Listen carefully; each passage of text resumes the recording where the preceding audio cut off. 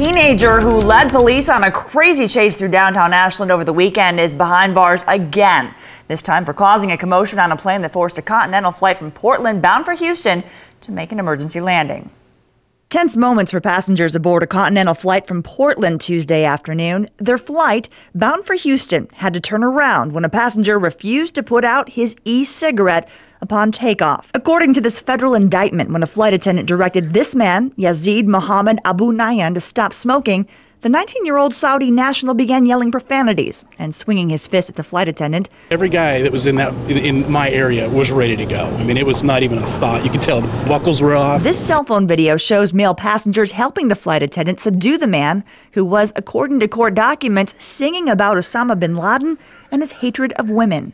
The pilot deciding to return to PDX, where Abu Nayan and his companion were escorted off the plane. He was screaming, "Allah is great, Allah is great." Abu Nayan was charged with interfering with the operation of the aircraft in federal court. I could not believe it when I found out today that this guy already got out on bail, went to Portland, and was starting mischief in a plane. The Sonoma State University student is the same man who was arrested Sunday in Ashland for DUI and attempting to elude officers after police say he hit patrol cars and nearly ran over pedestrians during a police chase. I was just terrified. I was shaking. NBC5 News Director Julie Akins was driving home from her daughter's house Sunday night on Siskiyou Boulevard when she witnessed a vehicle driving erratically. He almost hits a guy in the parking lot.